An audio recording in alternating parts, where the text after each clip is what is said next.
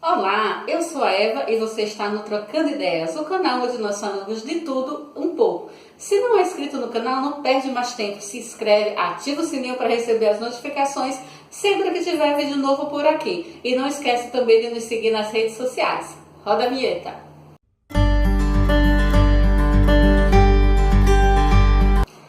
Decidi fazer uma série de vídeos com os presidenciáveis que foram ao programa Roda Viva, tá? E como ontem o Jair Bolsonaro, ele foi, acho que é o último que seria sabatinado por aqueles jornalistas, decidi conversar por ele, tá?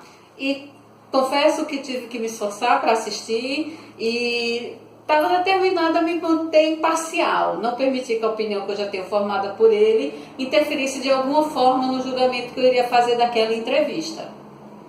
Mas vamos começar. Jair Bolsonaro, ele é capitão aposentado. Em 89, ele foi eleito pelo estado do Rio de Janeiro como vereador. 2 anos depois, ele foi eleito como deputado federal e desde 91, né, até hoje, são 27 anos, ele atua como deputado federal. Teve somente 1 ou 2 projetos aprovados nesses 27 anos e 176 arquivados. Por que foi arquivado? Porque não foram para frente, eu não sei. Se você sabe, coloca aí nos comentários, tá? Ele não é uma pessoa muito confiável, já que nesses 27 anos ele passou por 9 partidos. Né? Daí, se você dividir 27 por 9, dá uma média de uns 3 anos por partido, vamos dizer assim. Então, ele é aquele macaco que vive pulando de galho em galho para ir para um lugar que melhor lhe convém. E a entrevista ela começou com Lessa perguntando a Bolsonaro o que ele deixaria como obra, qual era a obra que ele iria que se tornasse um marco do seu governo, que as pessoas se lembrariam dele por aquela determinada obra. Bolsonaro acho que tem um problema de interpretação de texto, né? Porque quando se fala obra, se fala de uma coisa específica, algo que fica marcado. Bolsonaro, como sempre, começou a falar. Ele começou a falar e disse que queria que fosse lembrado por levar o Brasil para se tornar o Brasil um país liberalista, por honrar a família, por proteger as crianças, por ter uma linha mais dura com o MST, com a segurança pública, enfim. Enrolou, não falou nada. O jornalista ficou meio assim confuso, né? E tentou, de uma forma educada, tentar explicar de uma forma clara o que é que ele estava perguntando. Ele disse, mas qual é a obra que você quer deixar como legado do seu governo? Por exemplo, Getúlio Vargas deixou a CLT, Fernando Henrique Cardoso deixou o Plano Real. Qual a sua obra? Bolsonaro olhou assim uns segundos para ele, acho que os neurônios tentando trabalhar, e ele disse, tornar o país um país liberalista. O jornalista olhou e, por fim, desistiu de insistir na pergunta, porque sabia que não ia sair de lá, tá certo? E logo em seguida foi introduzido a questão da ditadura militar. Para Bolsonaro, a ditadura militar não existiu, não foi um golpe, mas se você estudar a história, né, realmente e ler livros e buscar documentários sobre a época, você vai ver que houve golpe sim. Os militares tomaram o poder, né? Eu comprei uma coleção de livros do Hélio Gaspari, que depois eu vou lê-los, tá? Já comecei a ler um. Eu vou fazer umas resenhas colocando aqui pouco a pouco. Tem até um vídeo já no canal, eu vou colocar a descrição aqui embaixo para que vocês possam acompanhar sobre esse momento do início do golpe militar no Brasil.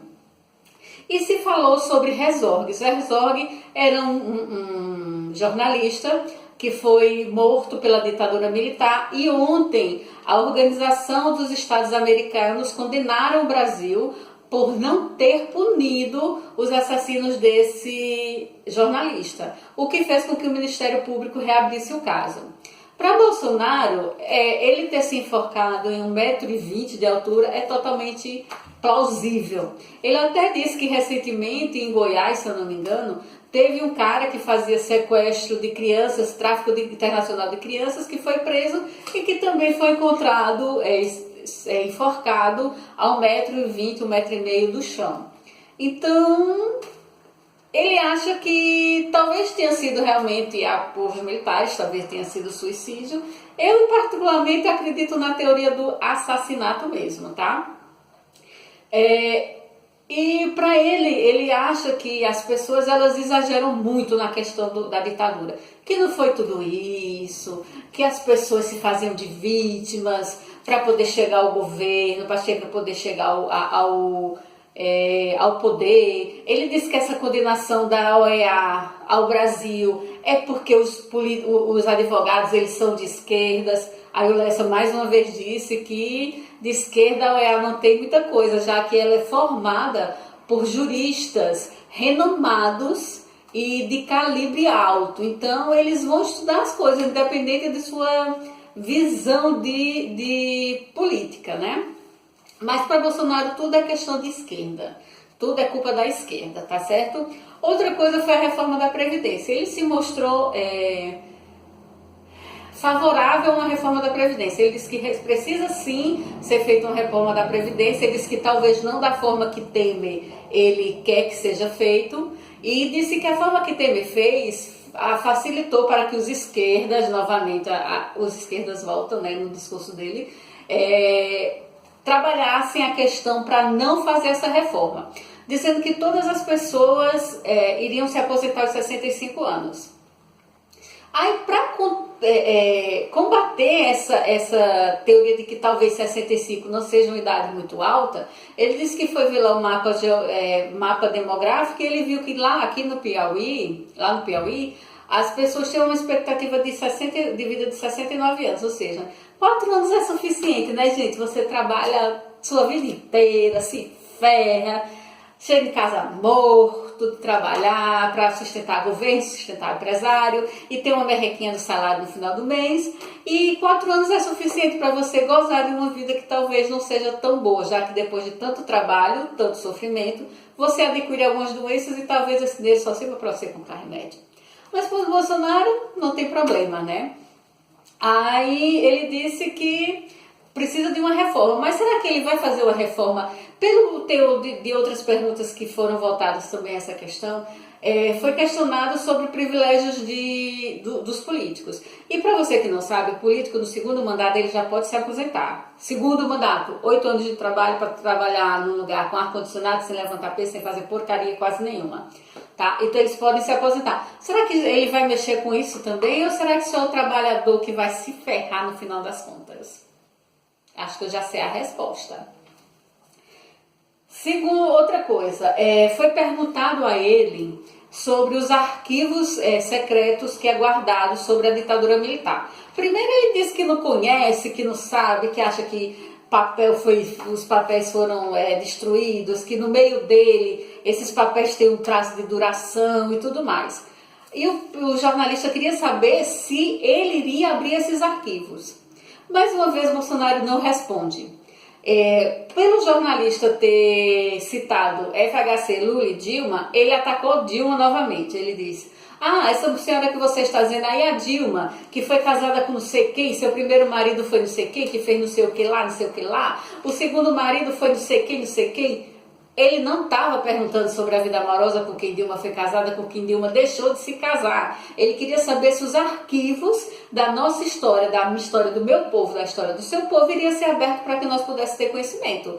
Bolsonaro desconversou, como sempre ele faz. Ele faz uma grande salada de um monte de coisa, ele sai misturando os assuntos, que é para confundir a mente da pessoa, só pode, porque teve hora que eu fiquei confusa. E no frigir dos ovos, acho que ele não vai abrir não, porque se ele abrir, talvez muitas coisas dos militares sejam descobertas e julgadas e ele não vai querer muito isso.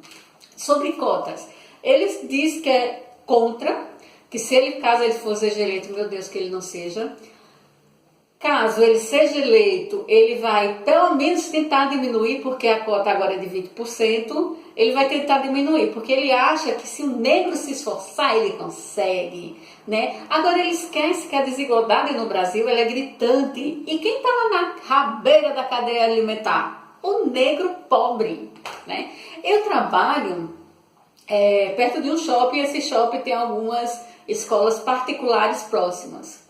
Digo a você, Se de 50 alunos que forem lá, 2 forem negros, é muito. Todos os outros são brancos. Então, você querer que um negro ele tenha a mesma, vamos dizer assim, a oportunidade de conhecimento, de ensino de uma pessoa branca, você tem que dar meios, e o Brasil não dá, gente. O Brasil é um país que ele opta pela ignorância, e principalmente através do racismo. Então, para Bolsonaro, o racismo também é uma coisa que não existe. Falando sobre as cotas, ele disse, é justo minha filha ter uma cota, já que o meu sogro é Paulo Negão? O que é que tem a ver Paulo Negão de novo, gente? Não tem nada a ver, alhos como galhos, está falando de cotas. Aí ele sai com a pérola que não existe dívida de escravidão. Não existe, como assim não existe, Carapalho? Existe sim, existe uma dívida enorme. Nós tiramos um povo do seu país, acabamos com sua cultura, acabamos com sua língua, acabamos com sua identidade, separamos famílias, barbarizamos com pessoas. E você acha que essas pessoas elas não têm que ser minimamente ressarcidas? O que é uma cota de 20% em concursos públicos e faculdade diante da desigualdade que os descendentes dessas pessoas tiveram? Aí ele solta a maior pérola de todas, que portugueses nunca pisaram na África. Se portugueses nunca pisaram na África, como é que os africanos em alguns lugares falam português? Não sei, talvez fizeram um intercâmbio em Portugal, né? Eu acho que você vê, já em 1500 por ali, já existia um tal de intercâmbio, então alguns africanos foram lá aprender português, depois voltaram e ensinaram para o seu povo, pelo amor de Deus, né? Aí eu até entendi o que ele quis dizer, porque eu acho, né? Ele não sabe se expressar, então você fica um pouco confuso sobre o que ele está falando. Mas eu acho que ele quis dizer o seguinte, ele disse assim, os portugueses eles não iam caçar os africanos, eram os africanos que entregavam os africanos para a escravidão. De certa forma existe um pouco de verdade, assim, é difícil dizer isso, mas existe.